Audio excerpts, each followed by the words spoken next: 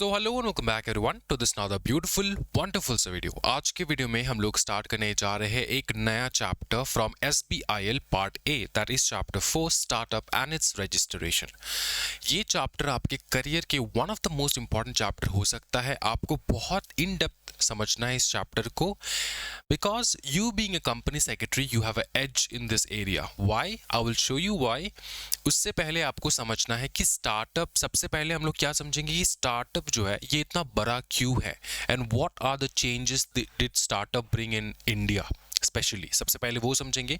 उसके बाद हम लोग देखेंगे कि स्टार्टअप क्या है, उसका बेनिफिट्स क्या है। जैसे SS राजामौली की फिल्म में तुम नहीं देखते कि इंट्रो क्या होता है। इंट्रो क्या इंट्रोडक्शन से होता है। इंट्रो कैसे होता है? इंट्रो क्या कहते हैं कि ये बाहुबली है, ये दिस है, दैट है, ऐसा नहीं कहते। इंट्रो में दिखाया जाता है बाहुबली का फीचर। भैया इस क्या कहते हैं, जो पहाड़ से दूसरे पहाड़ में छलांग मार रहा है, ठीक है, तो उसका पावर दिखाया जाता है। तो वो सबसे पहले हम लोग देखेंगे पावर स्टार्टअप का। उसके बाद डिटेल समझेंगे कि स्टार्टअप होता क्या है। ठीक, ओके, समझना है बहुत अच्छे से दोस्तों। याद रखो, स्टार्टअप जो है दोस्तों ये 2016 में लॉन्च किया गया था। भाई और बहनों, startup India is the future. ठीक है, अब 2016 में सिर्फ 400 रिकॉग्नाइज स्टार्टअप्स थे। लेकिन आज के डेट में जनवरी 2026 तक अगर मैं बोलूं तो लगभग 2 लाख स्टार्टअप रजिस्टर्ड है। करेक्ट? समझ में आ रहा है? तो इसमें क्या हुआ है, चेंज क्या हुआ है? चेंज ये हुआ है कि सबसे पहले इंडिया में जॉब सीकर्स थे बहुत ज्यादा, अब है job creators, people who are creating jobs. Okay, तो लास्ट ये जो 10 साल था, इन 10 सालों में इंडिया जो है वो इमर्ज किया है from being a job seeker country to a job creator country. Indian startups have generated near about 21 lakhs direct jobs, 21 lakh direct jobs, correct? और इंडिया जो है ये वर्ल्ड रैंकिंग पे कहां पे आता है? नंबर 3 पे। The third largest country, startup ecosystem का थर्ड लार्जेस्ट कंट्री है हमारा इंडिया। क्या ये समझ में आ रहा है? ओके, नाउ एक कंसेप्ट हमारे दिमाग में बहुत ज्यादा आता है, यूनिकॉर्न कंपनी। ये यूनिकॉर्न, वो यूनिकॉर्न हम लोग सुनते हैं। यूनिकॉर्न क्या होता है? सबसे पहले हम लोग समझते हैं, स्टार्टअप के दुनिया में यूनिकॉर्न वो कंपनी होता है जो 1 बिलियन का वैल्यूएशन रखता हो, जिसका 1 बिलियन का वैल्यूएशन हो। So a startup which is valued at over 1 billion is a unicorn। पता है इंडिया में यूनिकॉर्न्स कितने थे? लगभग 2014 तक 4 यूनिकॉर्न्स थे इंडिया में, 4 unicorns. Only 4 such startups that had a valuation of around 1 billion। लेकिन आज के डेट में as of January 2026 अगर मैं बात करूं तो this has jumped to 127 unicorns। 127 unicorns। Understood? The youngest $1 billion company कौन सा है? मिन्सा ब्रांड्स। उन्होंने रीच किया the level of A unicorn in just 6 months। And आज की डेट में 2026 के बारे में अगर मैं बात करूं, 2026 के बारे में अगर मैं बात करूं तो रीसेंट 2026 में fintech startup Juspay became the first new unicorn of 2026। मतलब साल घुसा नहीं, एक और न्यू यूनिकॉर्न आ गया। क्या समझ में आ रहा है? हाँ जी, यस। नाउ आप लोग को लग रहा होगा कि यार सर ये जो स्टार्टअप्स है तो सब बड़े बड़े सिटीज में ही अवेलेबल होंगे। फिर मैं तुमको एक आंकड़ा देता हूं जो कि आज के डेट का आंकड़ा है कि सिर्फ बेंगलुरु या फिर मुंबई जो है वो स्टार्टअप हब नहीं है। Almost 50% of the recognise startups जो है ना वो टायर 2 एंड टायर 3 के सिटीज से आते हैं, टायर 2 एंड टायर 3 के सिटीज से। एंड विमेन लीडरशिप के अगर मैं बारे में बात करूं तो कम से कम 45% ऐसे स्टार्टअप्स हैं। ठीक है, टोटल स्टार्टअप्स में से 45% स्टार्टअप्स में कम से कम एक विमेन डायरेक्टर तुमको देखने को मिल जाता है। एक विमेन डायरेक्टर, मतलब समझ में आ रहा है आपको? This is huge, this is huge. This means that women are not left behind। Okay. एक इससे रिलेटेड देखो, अगर मैं बात करूं कि हमारे टाइम पे ये innovation and this knowledge of startup and everything was not there, तो हम लोगों को स्कूल में जो है ये सब सिखाना जाना चाहिए था, लेकिन ये सिखाया नहीं गया था। लेकिन आज के डेट में पता है ना, आप लोगों ने सुना होगा अटल टिंकरिंग लैब, ये खुल चुका है, मतलब ऑलमोस्ट बहुत सारे डिस्ट्रिक्ट्स में आ चुके हैं। Now what is this Atal tinkering lab? This Atal tinkering lab you know uh, is a initiative to promote thinking, research, practicals in schools, grade 6 से लेकर ग्रेड 12 तक। यहाँ पे बच्चे क्या करते हैं बताओ? लैब, उनको एक डेडिकेटेड लैब मिलता है जहाँ पे वो लोग फोकस करते हैं into science, technology, engineering, mathematics, ये सारे। अंडरस्टूड? अब तक जो है ना 2025 का अगर डेटा मैं बताऊं तो लगभग 10,000 ATLs आर ऑपरेशनल, और आगे आने वाले टाइम में 2026 में, 2026 तो अभी घुसा है, now in this 2026 they are going to roll out around 50,000 ATLs around various districts in India, और सारे स्कूल्स में आपको देखने को मिल जाएंगे। बिकॉज वो जो टाइम पीरियड होता है फ्रॉम ग्रेड 6 से लेकर ग्रेड 12 तक, that is the time period when you think, okay, when you don't think about money, you don't think about responsibility, you think about what is there in the world, what you can do, your interest, your contributions, you think about that, right? So this is ATL. ना अब तुमको लग रहा होगा कि sir अगर मैं startup खोलना चाहता हूँ तो मेरे को सपोर्ट क्या मिलने वाला है? well after registering into a startup you are going to get a lot of benefits. We are going to see all that later in this video, but इससे पहले ये समझ लो कि यंग एंटरप्रेन्योर्स को क्या सपोर्ट मिलता है। यंग एंटरप्रेन्योर्स को 945 करोड़ का सीड फंडिंग मिलता है directly from the government in the early stages of your prototype building. जो भी तुम बना रहे हो, ठीक है, उसको फंड करने के लिए तुमको 945 करोड़ का बजट जो है गवर्नमेंट ने डिक्लेयर किया है। This is just the seed funding, okay. And those students who are just graduating, and graduation वाला स्टूडेंट क्या सोचता है कि यार मैं घर पे कमा के दूं या फिर मैं स्टार्टअप अपना बिजनेस आइडिया को जो है पुश करूं। So for that government has also introduced various schemes under which graduate students will get 30,000 per month, 30,000 per month as a support for your startup, so that तुमको ज़्यादा सोचना ना पड़े कि यार पर्सनल रिस्क हो जाएगा, मैं बिजनेस अगर करने लग जाऊं तो यार गवर्नमेंट जो मतलब घर में जो है बवाल हो जाएगा, घर से फंड लेना पड़ेगा। नहीं, गवर्नमेंट दे रहे फंड तुमको, टेंशन ना लो। सर कैसे मिलेगा, रजिस्ट्रेशन कैसे करना है, सब देखेंगे हम लोग वीडियो पे। एक क्वेश्चन मैं आपको पूछना चाहता हूँ, तुम जो ये जोमेटो पे खाना ऑर्डर करते हो, तुमको क्या लगता है जोमेटो सिर्फ तुमको डिलीवर करता है खाना? नहीं, Zomato is working and operational in almost 24 countries worldwide. Understood? इससे रिलेटेड जो है अपने को वेरियस टीवी रियलिटी शोज वगैरह देखने को मिल जाता है, just like the shark tank and everything, right? This all what promote startups. Understood? एक क्वेश्चन मेरे पास है तुम्हारे लिए कि what is the scope of a company secretary into the world of startup? अब तुमको मैं एक रोल बताता हूँ, तुम्हारा पर्सनल रोल क्या होने वाला है into the world of startup. Now understand this, major जो स्टार्टअप बिल्ड होते हैं ना, वो फेल इसलिए हो जाते हैं क्योंकि उनका लीगल स्ट्रक्चरिंग जो है वो ठीक नहीं होता।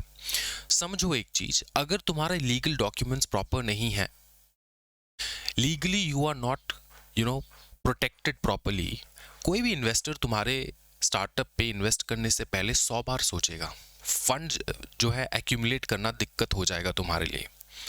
So lot of startup actually fails not because of they have a bad product, but because of a poor legal structuring and non-compliance की वजह से। Okay, so लिंक क्या होता है? लिंक ये होता है कि CS जो है ना एक आर्किटेक्ट बन के बैठता है। अंडरस्टूड? तुम्हारे बिजनेस के लिए कौन सा राइट स्टार्टअप होना चाहिए, मतलब कौन सा राइट तुम्हारे स्टार्टअप के लिए कौन सा राइट बिजनेस होना चाहिए, should you open LLP, should you open a company और अ फर्म, ये तुमको कंपनी प्रॉपरली इन्वेस्टिगेट करके, सर्च करके, रिसर्च करके तुम्हारे नीड्स के अकॉर्डिंग तुमको बताएगा. It will make you investor ready. Understood? Understood. It is like the CEO of a startup is building a product, but ये जो पूरा एंटिटी है वो बिल्ड करता है CS. समझ में आ रहा है? सो दैट लोग जो है ना खरीदने के लिए जो है मोटिवेट हो कि यार okay, it is completely legal structure proper है, जेन्युइन है, ये है वो है. अंडरस्टूड? किसी भी फूड कार्ट पे आप जाते हो, अगर उसके पास FSSAI का लाइसेंस हो तो आपका ट्रस्ट बढ़ जाता है ना कि यार ये तो सही है, इसका तो पूरा रेगुलेशन वगैरह प्रॉपर कर रहा है, मतलब फूड जेन्युइन है, फूड क्वालिटी अच्छा है एंड ऑल दैट, है ना. इसी प्रकार से होता है. इन्वेस्टर्स भी तुम्हारे कंपनी को इसी प्रकार से देखते हैं. अगर you have a proper CS who is completely taking care of all your legal works, that means you are a genuine company. तुम्हारा जेन्युइनिटी जो है ये CS प्रॉपरली तुमको बना के देता है, उस लेवल तक तुमको पहुंचाता है. अब ये जो यूनिकॉर्न स्टेटस होता है, यूनिकॉर्न स्टेटस, ये गवर्नेंस से आता है. ठीक है. ये जो वेंचर कैपिटलिस्ट है, वेंचर कैपिटलिस्ट कौन, जो फंड देता है, उनका पहले फोकस पता था क्या है, क्या था? उनका फोकस था ग्रोथ एट एनी कॉस्ट वाला फोकस. वो पहले फोकस करते थे ग्रोथ एट एनी कॉस्ट, लेकिन आज के डेट में वो लोग फोकस करते हैं profitability and governance, so that कल के कल तुम्हारा स्टार्टअप बंद ना हो जाए. They have shifted their focus from growth at any cost to profitability and governance. This is where the CS comes in. Example के तौर पे तुमको समझाता हूँ. There are huge unicorns which failed. Unicorn fail हो जाता है means after being valued of over 1 billion you still fail. How? Give me an example sir. For example Byju's. Byju's is unicorn, was a unicorn. BharatPe. This all are a failure, unicorn failure because of poor governance, internal governance वहां पे सही नहीं था. That is Y they failed. Their model was perfect but due diligence वहां पे proper नहीं हुआ. That is why, this is one of the reason why they failed. Understood? Startup आजकल CS जो है ना बहुत जल्द से जल्द एकदम अर्ली स्टेज में वो लोग अपॉइंट करते हैं, सो दैट स्टार्टिंग से उनका पूरा ड्यू डिलिजेंस प्रॉपर हो. If you are serious into startups they do it. Understood? Got it? Okay, one more thing. When you are building a company, you are thinking about intellectual property rights. ठीक है? तुम्हारा कोई patent चाहिए होगा, trademark चाहिए होगा. ये जो IP इंटेलेक्चुअल प्रॉपर्टी स्ट्रैटेजिस्ट होता है वो कौन होता है तुम्हारे कंपनी में? CS होता है. कौन होता है बताओ? CS होता है.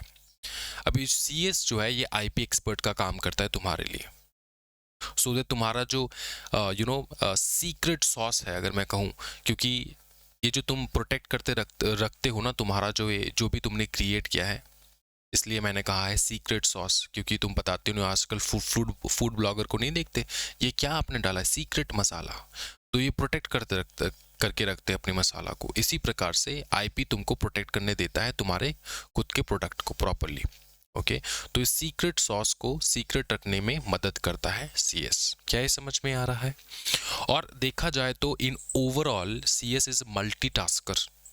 ओके, क्योंकि अर्ली स्टेजेस में ना स्टार्टअप जो है वो सेपरेट लीगल या फिर फिनेंस या फिर HR डिपार्टमेंट नहीं रख पाते बिकॉज इट्स वेरी एक्सपेंसिव.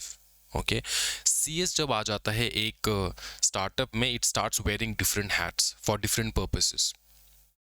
पहले एक बार कंप्लायंस ऑफिसर बन गया, दूसरी बार लीगल हेड बन गया, तीसरी बार इन्वेस्टर रिलेशन मैनेजर बन गया. इन्वेस्टर्स के साथ रिलेट करना, डायरेक्टर्स के साथ बैठ के बात करना, they manage it, CS manage it. Understood? ये क्या करता है कि CS एक प्रकार का 360 डिग्री व्यू दे देता है बिजनेस में हेल्प करने के लिए. Understood? Got it? Okay. Simple अगर मैं इस इंट्रोडक्शन को अगर एंड करूं, तो इंट्रोडक्शन को एंड करने में तुमको मैं ये बता सकता हूँ कि अगर स्टार्टअप एंड CS का रिलेशन बताता हूँ. ठीक है? अगर तुम्हारा स्टार्टअप एक पायलट है, प्लेन को चला रहा है, स्टार्टअप में अगर तुम्हारा CEO, कंपनी में तुम्हारा जो CEO है वो अगर प्लेन को चला रहा है, वो अगर पायलट है, प्लेन को चला रहा है, तो उसको डायरेक्शन देता है कौन? प्लेन को डायरेक्शन कौन देता है? Air traffic controller. वो कंट्रोल करता है उसको। अगर उसने उसको अच्छी तरीके से डायरेक्शन नहीं दिया तो कोई भी फ्लाइट उड़ नहीं सकता हवा पे। वो बहुत स्पीड पकड़ सकता है, एकदम बुलेट के जैसे जा सकता है, लेकिन क्रैश करेगा। वो ना तो लैंड कर सकता है without the permission of an air traffic controller, okay, ना तो उसको डायरेक्शन पता रहेगा। सीएस भाई बचा ले। क्या हुआ सीओ साहब? प्लेन क्रैश हो रहा है, बचाओ। रुक जाओ, मैं कुछ करता हूँ, जल्दी भाई प्लीज। इसलिए जो है इन अ कंपनी, सीएस जो है वो किसी भी कंपनी को आईपीओ को जो एयरपोर्ट है उस पे ड्रॉप करता है, आईपीओ तक लेकर जाता है। आईपीओ तक मतलब उसको लिस्ट करवाने तक लेकर जाता है। Now listing is a big thing, once you are listed you are a big company, ठीक है। इनिशियल पब्लिक ऑफरिंग, ये हो गया तुम्हारा basic the underdog story of a startup and the brotherhood relation of a CS with a startup. Understood? ये समझ में आ चुका है। अब हम लोग क्या करेंगे दोस्तों? अब हम लोग पूरा का पूरा इसको अच्छे से देखेंगे, स्टार्टअप एंड इट्स रजिस्ट्रेशन के चैप्टर को। ये लगभग 2 क्लासेस लगेंगे इस चैप्टर को कंप्लीट होने में, लेकिन 2 क्लासेस में अगर चैप्टर कंप्लीट हो रहे तो बहुत ही बढ़िया, ठीक है। ओके, सबसे पहले हम लोग जो टॉपिक्स देखने वाले हैं यहाँ पे वो है startup, funding, incubators, unicorn, entrepreneurship and angel investors, ठीक है। इनके बारे में हम लोग जानने वाले हैं। सीधा इधर आते, स्टार्टअप में वैसे भी आपका बहुत ज़्यादा जो है ना कम हो चुका है, डिटेल्स वगैरह जो है बहुत ज़्यादा कम कर दिया है उन्होंने, ठीक है। ये जो रेगुलेटरी रिफॉर्म वगैरह है ना, ये सारा मैं तुमको बताता हूँ। ये है तुम्हारा various programmes undertaken by government to promote startup, ठीक है। कौन से प्रोग्राम्स गवर्नमेंट ने लिया है टू प्रोमोट स्टार्टअप। यहां से लेकर यहां तक ये जो 21 पॉइंट्स है, इसको घर में बैठ के अच्छे से पढ़ना है, रीड करना है, नॉर्मल रीड करना है, ठीक है। एक एक पॉइंट को अच्छे से देख लेना है, समझ लेना है बस, ठीक है। ये अलग अलग प्रकार के तुम्हारे स्कीम्स है जो गवर्नमेंट ने लॉन्च किया है फॉर द स्टार्टअप्स, ठीक है। इसको थोड़ा देख लेना है बस। तुम्हारा फोकस एरिया कहाँ पे रहना चाहिए इस चैप्टर में, मैं तुमको वो बता देता हूँ प्रॉपरली। इसको एक बार रीड कर लेना है, ठीक है। और ये जो पॉइंट्स है ये आगे जाकर आने वाला है, ठीक। सीधा इधर आ जाओ, रिकॉग्नाइजेशन एज अ स्टार्टअप, कि तुम स्टार्टअप बनते कैसे हो। सबसे पहला क्वेश्चन, मोस्ट इंपॉर्टेंट क्वेश्चन, कि तुम स्टार्टअप बनते कैसे हो और कौन कौन एलिजिबल है to be a startup, that is the question. इधर आ जाओ, definition of a startup. Startup is defined, notification याद करने की आवश्यकता नहीं है। स्टार्टअप क्या है? स्टार्टअप है an entity shall be considered as a startup up to a period of 10 years from the date of its incorporation या फिर registration. If it is incorporated as a private limited company, मतलब अगर तुमने private limited company incorporate किया है, being a private limited company, तो तुम startup बन सकते हो। दूसरा है और registered as a partnership firm और अ लिमिटेड लाइबिलिटी पार्टनरशिप, ठीक है। 3 registered as a partnership firm और a limited liability partnership under the limited liability partnership act, ठीक है। तो 3 चीज तुमको याद रखना है इसमें जो है ना, तुमको याद रखना है कि up to a period of 10 years, ये तुमको याद रखना है। इसका मतलब ये कि पकड़ लो तुमने 2001 में तुम्हारा स्टार्टअप जो है रजिस्टर किया, ठीक है। मतलब तुमने इनकॉर्पोरेट किया। स्टार्टअप रजिस्ट्रेशन तो ऐसा नहीं होता है, मैं तुमको बता देता हूँ। पहले तुमने या तो तुमने कंपनी खोला होगा जो कि प्राइवेट कंपनी है, ठीक। तुमने पार्टनरशिप फर्म खोला होगा या फिर पार्टनरशिप लिमिटेड लाइबिलिटी पार्टनरशिप खोला होगा, ठीक है। 3 प्रकार के तुम खोल सकते हो, अंडरस्टूड। तुमने 2001 में खोला है। अब खोलने के टाइम से ना तुम्हारे पास 10 years है, तुम स्टार्टअप के लिए अप्लाई कर सकते हो। विद इन 10 years तुम स्टार्टअप के लिए अप्लाई कर सकते हो। एक बार तुम्हारा कंपनी या फिर फर्म या फिर एलएलपी जो है 10 साल हो जाए उसका, तो वो स्टार्टअप नहीं रहता है। Up to a period of 10 years from the date of its incorporation, याद रखना इस चीज को, जिस दिन तुमने इनकॉर्पोरेट किया वहां से 10 साल तक तुम स्टार्टअप के लिए एलिजिबल हो, स्टार्टअप के लिए एलिजिबल हो। क्या ये समझ में आ रहा है? अब सुनो कि तुम्हारे कंपनी में अगर 100 करोड़ से ज्यादा का, ठीक है, फाइनेंशियल ईयर में टर्नओवर निकल जाए तो तुम स्टार्टअप नहीं बन के रह सकते, तुम इनएलिजिबल बन जाओगे। You can't have more than 100 crore turnover in previous any year. पकड़ लो तुमने 2001 में तुमने स्टार्टअप मतलब कंपनी को इनकॉर्पोरेट किया है और 2006 में जाके तुम सोच रहे हो कि स्टार्टअप के लिए तुम अप्लाई करोगे, ठीक है।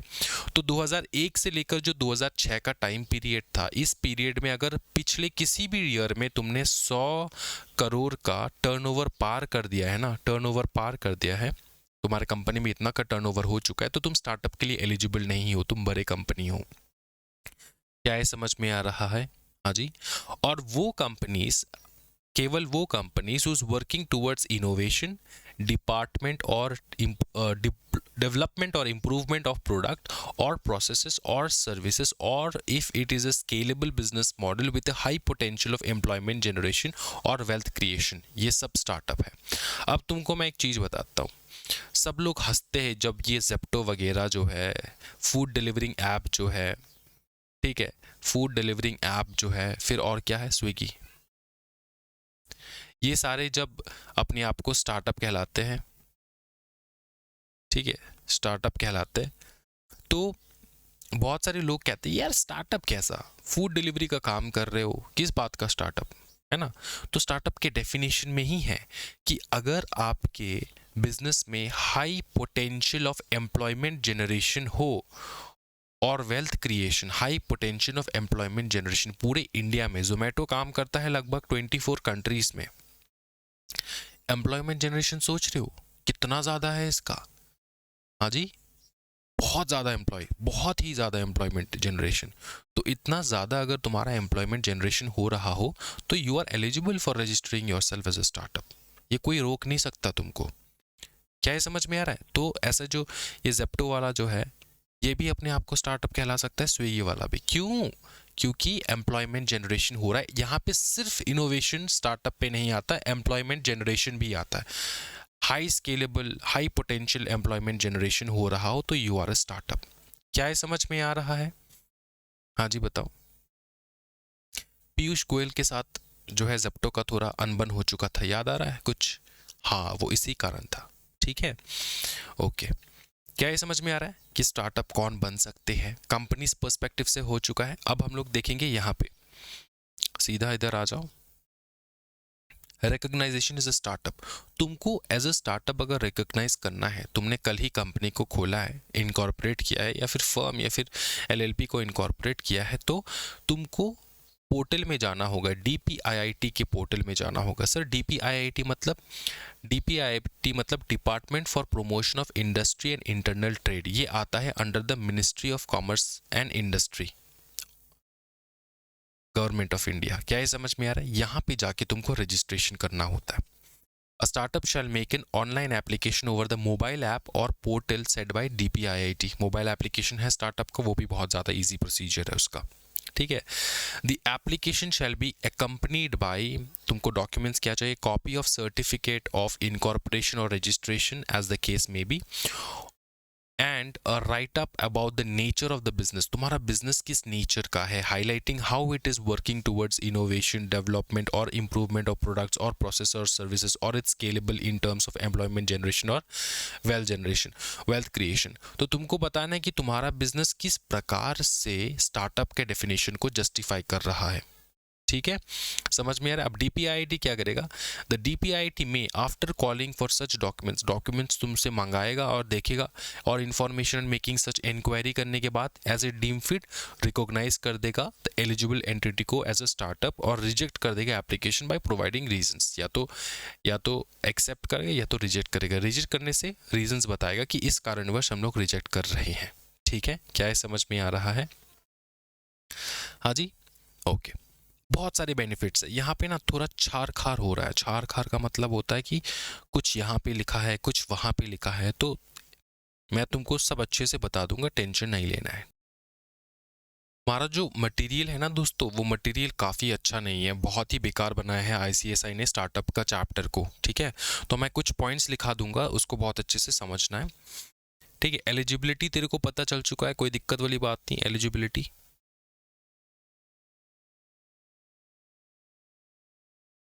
एलिजिबिलिटी क्लियर हो चुका है? हाँ जी, सारे criterias should be met, all criteria shall be met, shall be fulfilled लिख लो। ठीक है, ओके, पेन पेपर लेकर बैठ जाओ फटाफट। सबसे पहला क्राइटेरिया क्या है? पहला क्राइटेरिया ये है, एंटिटी टाइप क्या होना चाहिए? एंटिटी का टाइप क्या होना चाहिए तुम्हारा? तुम्हारा एंटिटी का टाइप होना चाहिए या तो एक private company, private limited company. दूसरा एंटिटी का टाइप तुम्हारा हो सकता है एक एलएलपी। तीसरा हो सकता है एक रजिस्टर्ड फर्म। याद रखो, फर्म के लिए रजिस्ट्रेशन ऑप्शनल होता है, इसलिए अगर तुमको स्टार्टअप खोलना है तो बेटा तुमको रजिस्ट्रेशन लेकर आना होगा। ठीक है, इस बात का ध्यान रखना। ये 3 प्रकार के तुम्हारे जो है एंटिटी टाइप हो चुके हैं। ठीक है, एज लिमिट क्या होना चाहिए तुम्हारे कंपनी का? एज लिमिट क्या होना चाहिए? Age limited not more than 10 years. क्या ये याद रख पाओगे? ठीक है, must be less than 10 years, ये लिख दो, काफ़ी है। ठीक है, from the date of incorporation, ये तो ऑटोमेटिक है भैया। 10 साल तुम्हारा, तो किसी कोई अगर तुमसे पूछता है कि तुम्हारा एज क्या है, तुम कहते हो कि मेरा एज 25, 26, 27, 28 है, तो ये कब से है? जब जन्म लिए तब से ना, तो ये भी 10 years from date of incorporation, याद रखना। ठीक है, चलो, टर्नओवर का कैप बता दो। टर्नओवर का कैप है 100 करोड़। ठीक है, 100 crore, not more then that. Innovation में क्या आएगा दोस्तों? इनोवेशन में क्या आना चाहिए? हाँ जी,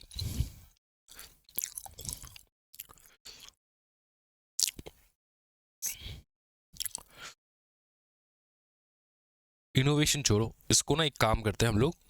इनोवेशन तो भैया तुम्हारे काम में होना चाहिए, इनोवेशन तुम्हारे काम में होना चाहिए, work innovation.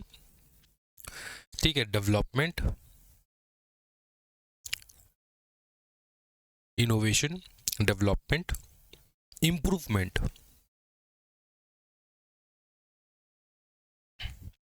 Improvement of product services.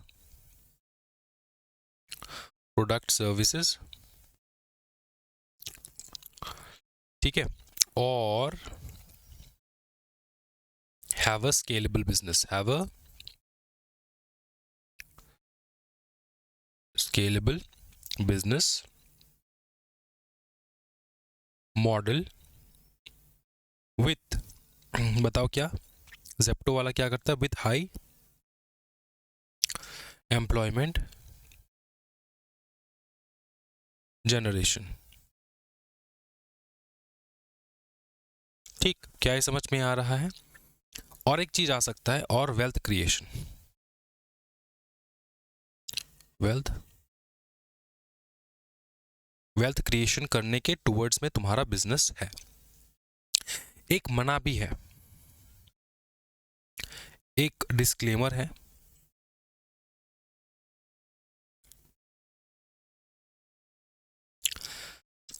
तुम्हारा जो ये एंटिटी होगा ना, तुम्हारा जो ये एंटिटी है, ये must be new.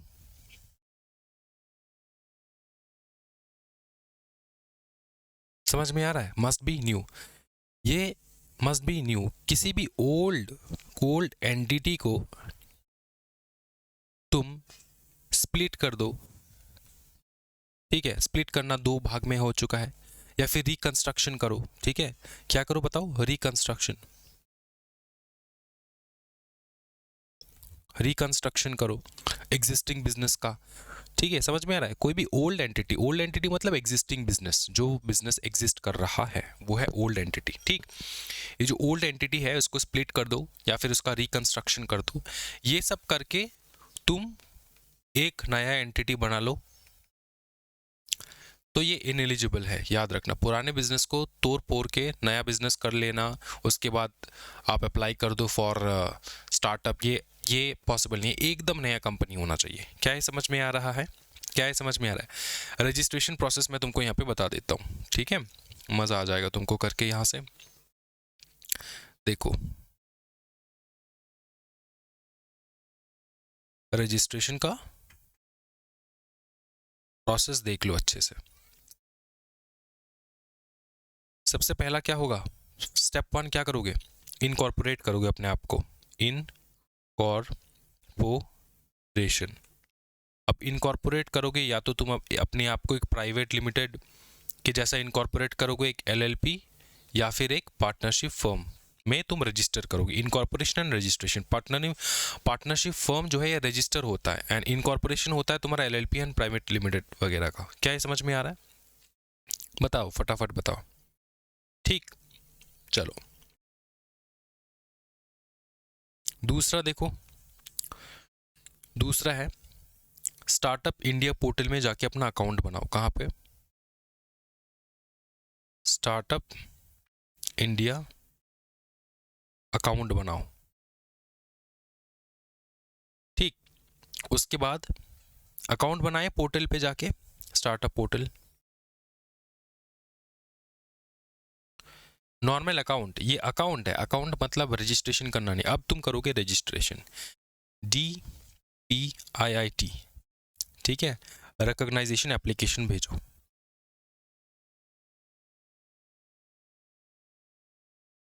Recognition application भेजो,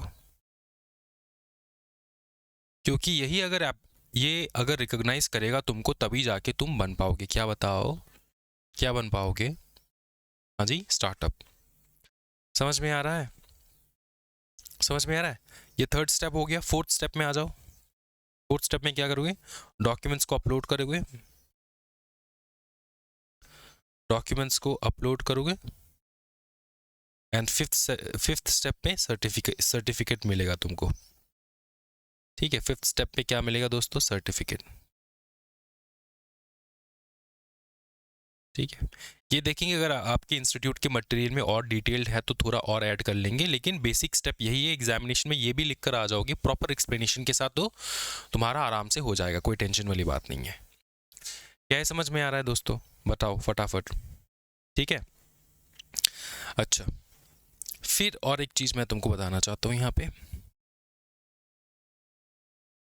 ठीक है, ओके, यहाँ पर बेसिक डॉक्यूमेंट्स क्या क्या तुमको अपलोड करना है मैं वो बता देता हूँ। अगर बाई चांस स्टार्टअप के ऊपर क्वेश्चन बन गया, तुम्हारे इंस्टीट्यूट के मटेरियल में ये सब है नहीं। ठीक है, basic documents required, basic documents required. कौन से डॉक्यूमेंट्स रिक्वायर्ड होंगे? सबसे पहला डॉक्यूमेंट जो चाहिए होगा तुम्हारा बर्थ सर्टिफिकेट। अब कंपनी का बर्थ सर्टिफिकेट नहीं होता, क्या होता है? इनकॉर्पोरेशन, ओरेशन, इनकॉर्पोरेशन या फिर रजिस्ट्रेशन सर्टिफिकेट। ये हो गया। दूसरा क्या चाहिए? पैन नंबर चाहिए तुम्हारे एंटिटी का, पैन। ठीक है, तीसरा क्या चाहिए? तीसरा चाहिए proof of concept, proof of concept या फिर इनोवेशन। तुम्हारा जो बिजनेस मॉडल है, समझ में आ रहा है? तुम्हारा प्रोडक्ट कैसे इनोवेटिव है या फिर स्केलेबल है, जहाँ पे ज़्यादा से ज़्यादा जो है एम्प्लॉयमेंट जनरेशन हो पाए, उसका प्रूफ तुमको देना होगा यहाँ पे। चौथा होगा तुम्हारा डायरेक्टर या फिर पार्टनर्स का detail, director,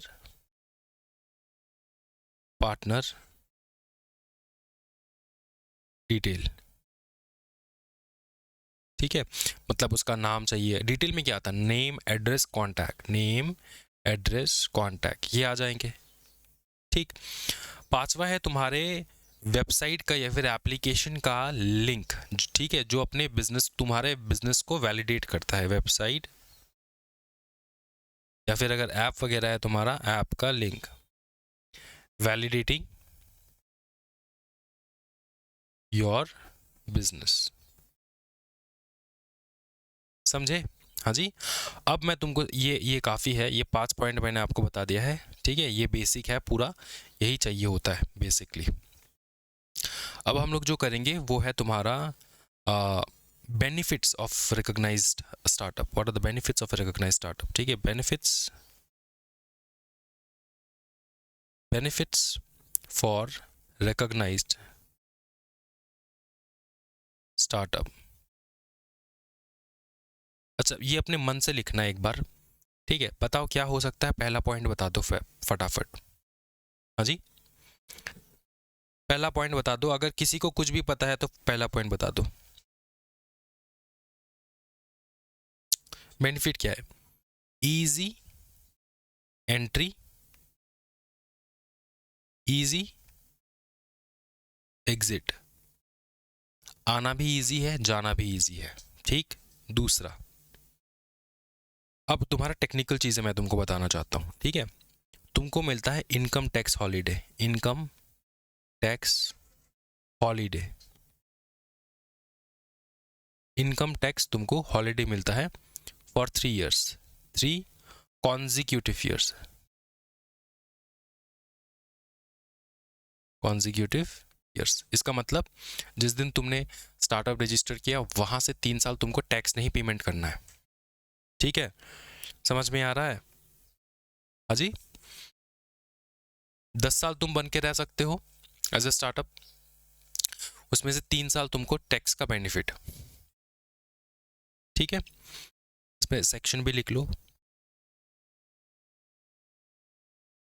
section 80 IAC 100% exemption इसमें। तीसरा लिखो, तीसरा लिखो फटाफट, IPR के बारे में लिखो, IPR सपोर्ट। होता क्या है यहाँ पे, मैं तुमको 2-3 चीज बताना चाहता हूँ। पहला है फास्ट ट्रैक, फास्ट ट्रैक, ठीक है, फास्ट ट्रैक प्रोसेसिंग लिख दो, प्रोसेसिंग ऑफ एप्लीकेशन।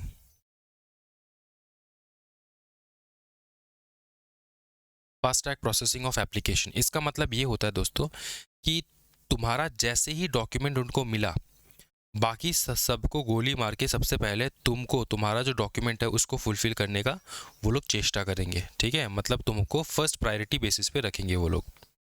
ठीक, दूसरा आ जाता है तुम्हारा 80% रिबेट मिल जाता है, 80% रिबेट, 80% रिबेट मिल जाता है पेटेंट के ऊपर, ऑन पेटेंट फीस। पेटेंट मतलब तुमको रिफंड हो जाएगा 80%। ठीक है, और अगर ट्रेडमार्क ले रहे हो तो 50% रिफंड हो जाएगा, 50% ट्रेडमार्क, 50% फॉर ट्रेडमार्क रिफंड। ठीक है, वही इसको रिबेट कहते हैं। ठीक है, ये समझ में आ चुका है? 3 पॉइंट हो चुका है तुमको, 3 पॉइंट हो चुका है IPR सपोर्ट का, 3 पॉइंट। ठीक है, उसके बाद देखो, उसके बाद हम लोग ओके, चौथा पॉइंट देखो, चौथा पॉइंट में है एंजल टैक्स एग्जेम्पशन। क्या बताओ? Angel tax exemption. सर ये एंजल टैक्स एग्जेम्पशन क्या होता है? हाँ जी, देखो, जब तुमको कोई इन्वेस्टमेंट आता है, ठीक है, इन्वेस्टमेंट आता है, तो मार्केट वैल्यू पे जो तुमको इन्वेस्टमेंट आना चाहिए उससे ऊपर अगर तुमको इन्वेस्टमेंट आया तो उसके ऊपर तुमको एग्जेम्पशन मिलता है, exemption on investment received above fair market value. समझ में आ रहा है? Above fair market value, fair market value से ज़्यादा, क्योंकि स्टार्टअप को देखा जाए तो स्टार्टअप को जो है ज़्यादा प्रायोरिटी, ज़्यादा नीड चाहिए होता है फंड्स का, ठीक है, तो इसलिए इनको थोड़ा छूट है। Exemption on investment received above fair market value, ठीक है। अच्छा, एग्जेम्पशन ऐसा लिख लो इसको कि ऑन इन्वेस्टमेंट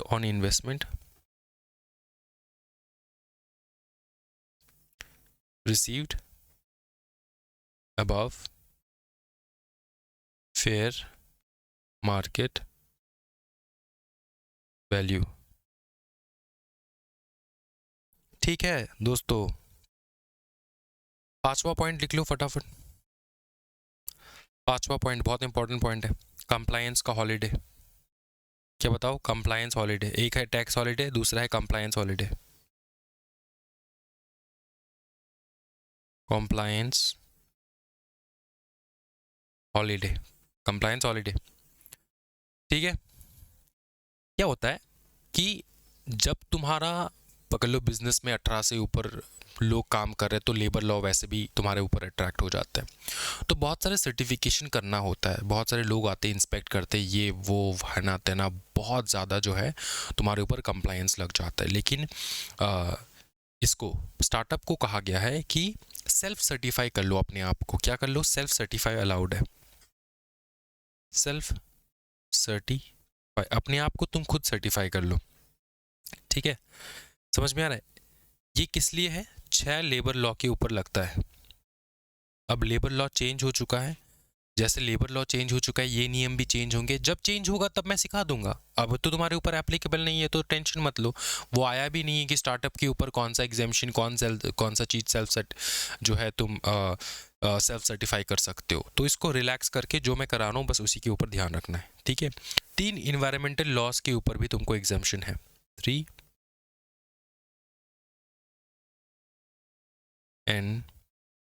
इन्वायरमेंटल लॉस के ऊपर भी तुमको एग्जामिशन लगता है, ठीक है। समझ में आ रहा है? फॉर अ पीरियड ऑफ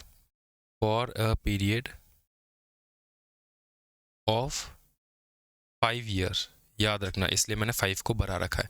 इस पीरियड पे ना कोई इंस्पेक्शन वगैरह नहीं आएगा तुम्हारे यहाँ पे, ठीक है। कोई इंस्पेक्शन करने नहीं आएगा। क्या है, समझ में आ रहा है दोस्तों?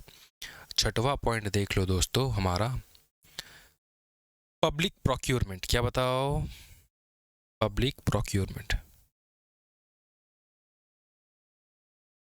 पब्लिक प्रोक्योरमेंट, देखो पब्लिक प्रोक्योरमेंट होता है तुम्हारा गवर्नमेंट टेंडर्स के ऊपर। गवर्नमेंट टेंडर्स के ऊपर। अच्छा, गवर्नमेंट टेंडर्स किसको देता है? सिर्फ बिडिंग के ऊपर। बिड कौन कर सकता है? जिनके पास एक्सपीरियंस होगा। यहाँ पे no experience required, no prior experience required, no prior experience required. तुम्हारा टर्नओवर अच्छा खासा होना चाहिए, no prior turnover required. Turnover, एक डिपॉजिट करना होता है जिसको हम लोग कहते हैं अर्नेस्ट मनी डिपॉजिट, ठीक है। उसके ऊपर भी एग्जाम्पशन है।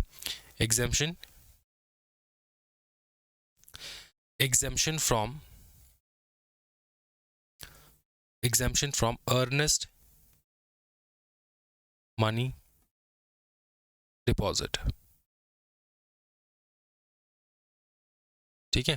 डिपॉजिट, तो ये गवर्नमेंट टेंडर्स जो कि पब्लिक प्रोक्योरमेंट प्रोसेस है उसको लेने के लिए, गवर्नमेंट टेंडर्स को लेने के लिए तुमको, अब अगर पकड़ लो 0.6 तुमको डिफिकल्ट लग रहा है समझने में या फिर याद करने में, कभी कभार होते नहीं कि इजी वाले हम लोग याद कर देते हैं, डिफिकल्ट वाले छोड़ देते हैं, तो 0.6 में तुम ये भी लिख सकते हो कि प्रायोरिटी या फिर प्रायोरिटी गिवन बाय गवर्नमेंट, ठीक है। प्रायोरिटी ऐसे लिख सकते हो, और यहाँ पे लिख सकते हो प्रायोरिटी